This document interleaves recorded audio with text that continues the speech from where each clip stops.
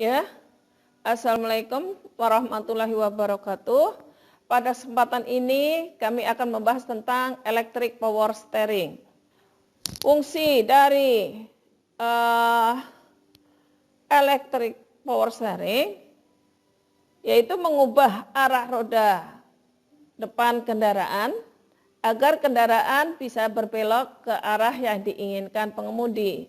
Saat memutar roda kemudi sudah tidak menggunakan tekanan hidrolik lagi, namun diganti dengan menggunakan tenaga dari motor elektrik. Nah, letaknya ada di area kemudi dan kaki-kaki. EPS bekerja berdasarkan kecepatan kendaraan dan tenaga putar pengemudi pada steering wheel yang selanjutnya dikonversikan secara kelistrikan dan dikontrol oleh mikroprosesor atau kontrol modul. Nah, untuk EPS tipe full ini, full elektrik, tidak lagi menggunakan power steering oil pump yang digunakan pada steering tipe hidrolik, tetapi sudah menggunakan sebuah motor DC yang dikontrol secara elektrik oleh kontrol modul. Nah, komponennya di sini ada steering wheel, ada main shaft, steering, ya, atau steering main shaft.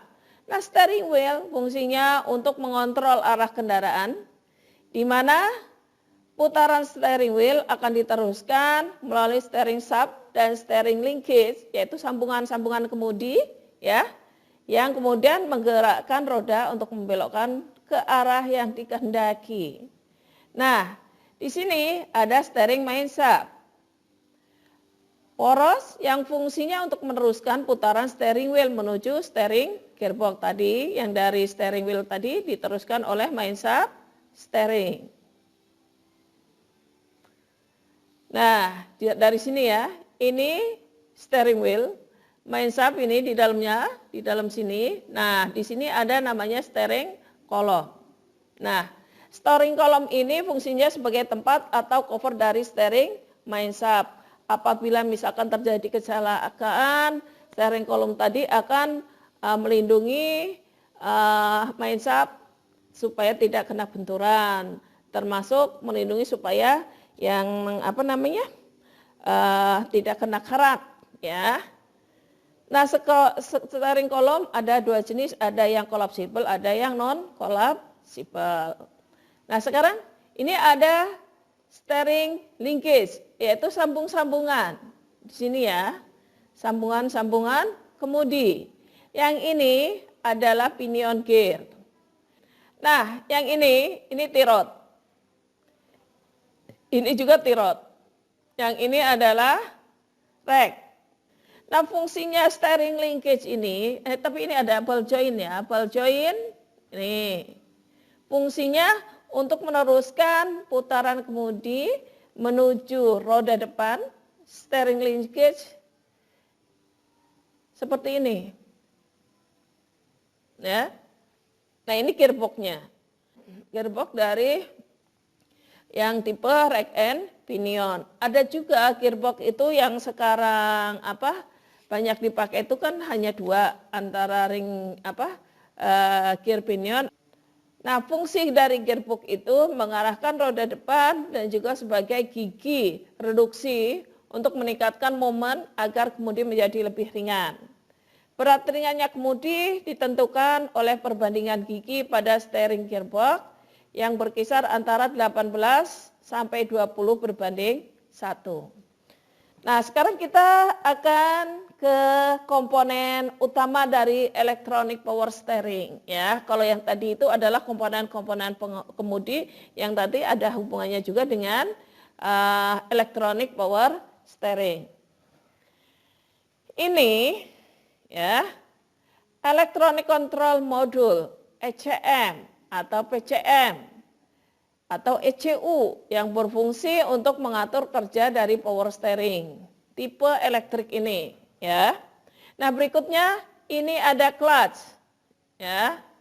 Fungsinya untuk memutus, menghubungkan putaran motor listrik dengan gigi reduksi yang tadi ada pinion gearnya ya. dan steering shaft. Itu adalah kopling. Letak komponen ini berada antara motor dan batang setir. Ya. Berikutnya, motor elektrik. Ini atau motor listrik yang fungsinya untuk membantu meringankan roda kemudi saat berputar, ya. Berikutnya ada vehicle speed sensor atau sensor kecepatan. Fungsinya untuk memberikan data tentang kecepatan kendaraan pada ECM. Dan ini ada torque sensor. Fungsinya untuk memberi tahu informasi kepada ECM ketika roda kemudi mulai diputar. Berikutnya noise suppressor. Fungsinya untuk mendeteksi mesin apakah sedang bekerja atau tidak. Menyala atau mati maksudnya. Nah berikutnya ini on-board diagnosis berfungsi memberitahu pengemudi ketika ada masalah pada sistem power steering elektrik ini. Pada umumnya on-board diagnosis ini berupa indikator yang berada di panel instrumen. Nah, kelebihan dan kekurangan EPS adalah pertama menghemat bahan bakar, ya. Kedua, perputaran setir lebih presisi dan responsif. Ketiga, perawatan lebih minim. 4, memiliki file save function. 5, pada saat berjalan lambat, steering effort akan dikurangi agar setir lebih ringan, ya. Gaya pengemudian maksudnya ya. Kalau kita kalau pakai manual itu sangat berat sekali, tapi di sini enggak, dia sangat ringan. Sedangkan pada saat kecepatan tinggi, steering effort akan ditambah untuk menambah kestabilan pengemudian. Jangan sampai pada saat kecepatan tinggi itu ringan. Akibatnya fatal. Pengemudian kalau kita jalan kencang kan gimana ya, akan susah dikendalikan. Makanya ditambah steering effortnya pada saat kecepatan tinggi. Dengan cara apa? Memutus aliran listrik ke motor listriknya. Nah, sementara kekurangan EPS apa? Biayanya mahal, biaya perbaikannya. Karena sekali misalkan itu tidak bisa diganti komponennya, biasanya langsung beli gitu ya. Terus rentan rusak jika terkena air. Nah, terus jika terjadi kerusakan komponen seperti yang tadi saya bilang biayanya mahal ya, langsung diganti, nggak bisa diperbaiki. Kalau kita makan seperti makeover ya, diganti apa-apanya gitu, diakal-akalin, ini nggak bisa. Kalau udah rusak maka harus diganti ya, nggak bisa diperbaiki. Nah, berikutnya cara kerjanya. Nah, ini ada kontrol modul. Kontrol modul itu kalau kita bilang tuh ECU-nya ya. Nah, ECU ini pada saat kunci kontak di-on-kan, maka ECM ya, Electronic Control Module ini akan mendapatkan aliran listrik pada kondisi standby. Walaupun standby dia dapat aliran listrik. Dan pada saat itu panel lampu indikator elektronik power steering menyala. Kita lihat panel lampunya ada di sini ya. Dia akan nyala. Nah, berikutnya pada saat mesin dihidupkan, noise suppressor akan menginformasikan kepada ECM untuk mengaktifkan motor listrik dan clutch. Ya, jadi motor listrik ini diaktifkan, terus clutch juga diaktifkan. Nah, untuk menghubungkan batang kemudi dengan motor listrik, batang kemudi tadi yang saya bilang yang main sub tadi ya, main sub steering itu adalah batang kemudi. Nah, berikutnya pada saat roda kemudi mulai diputar, maka akan dideteksi oleh torque sensor. Torque sensor ini mendeteksi ya putaran kemudi. Kemudian torque sensor akan dideteksi kemudian torque sensor akan menginformasikan ke ECM. Ya, sejauh mana roda kemudi putar dan seberapa cepat roda kemudi diputar ke ECM. Informasinya dikasihkan ke ECM sini. Nah, berikutnya dengan adanya informasi tadi, ECM akan mengirimkan arus listrik kemana? Ke motor starter, ya. Mau motor starter, motor listrik, ya, ke motor listrik. Akan memutarkan gigi kemudi. Gigi kemudi itu yang mana? Yang tadi yang namanya ada pinion gear, ya. Akan memutarkan itu. Membuat roda kemudi saat diputar menjadi lebih ringan. Steering wheelnya akan terasa ringan. Kalau kita setirnya itu akan terasa ringan. Akibat dari apa? Motor ini dikasih aliran listrik oleh ECM. Nah, berikutnya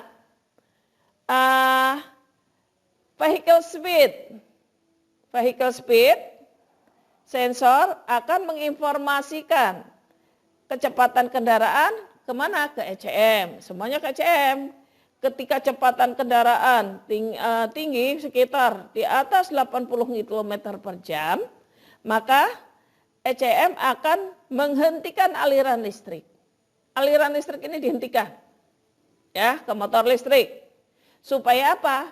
Setirnya itu berat, sehingga kendaraan tadi mudah dikendalikan.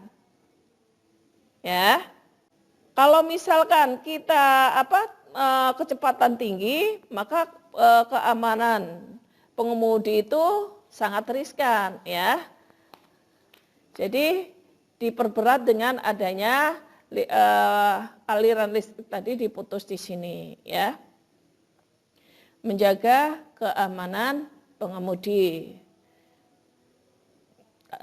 Ini listriknya diamankan sementara, ya, dimatikan sementara.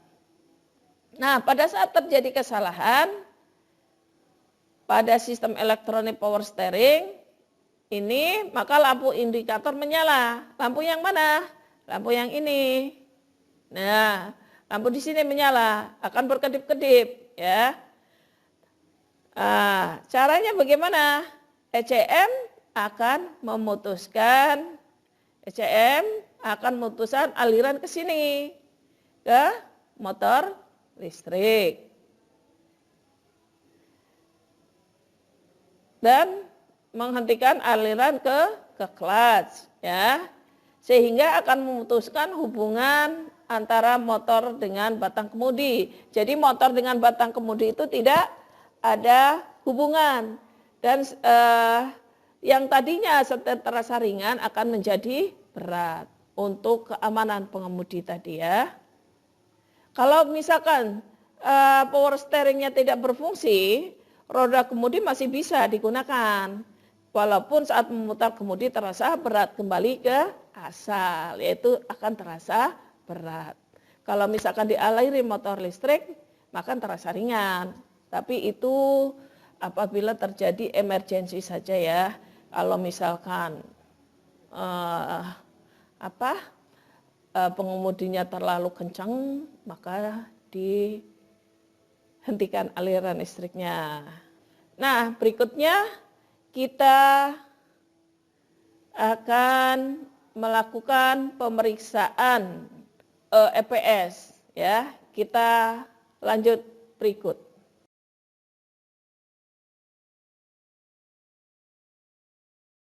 Kita pilih aplikasi untuk scan, tunggu aplikasinya aktif, kemudian kita pilih lokal disk, lokal diagnosis, kemudian kita pilih karena ini kendaraan Asia, kemudian merek yang kita pilih dari Asia tersebut kita pilih Daihatsu, ya, kemudian kita oke,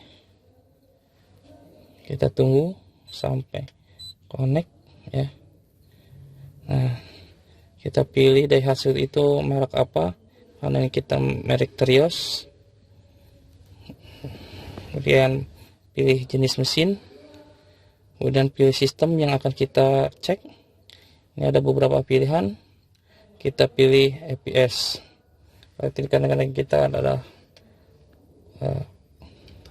power steering.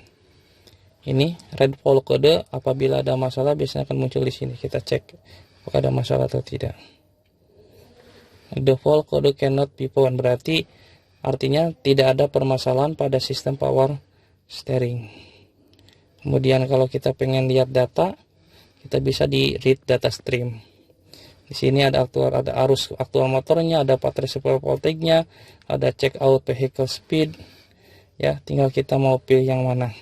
Kalau misalkan after current, tinggal pilih di sini oke. Nah, di sini sudah ada value-nya 2 ampere di unit A. Kalau kita lihat grafik, ini bisa kita lihat grafiknya. Stabil pada kondisi 2 ampere. Ya, itu secontoh, tinggal kita pilih. Kalau back, kita pilih mau yang mana ya. Ada engine speed, ada torque center kondisi 0 poinnya, ada torque sensor supply 2 dan sebagainya. Silahkan tinggal dipilih. Saya kira itu untuk penjelasan scan ya. Tinggal back. Kalau misalkan lupa kita clear file memory ya di sini, karena kalau misalkan nanti ada masalah tidak di-clearkan, itu akan terbaca pada pembacaan berikutnya. Ini ada pertanyaan, are you sure to clear file memory? Artinya apakah akan yakin akan menghapus memorinya. Ya, kita hapus supaya pada saat pembacaan berikutnya tidak kembali kebaca. Ditunggu sampai, nah ini clear file memorinya komplit.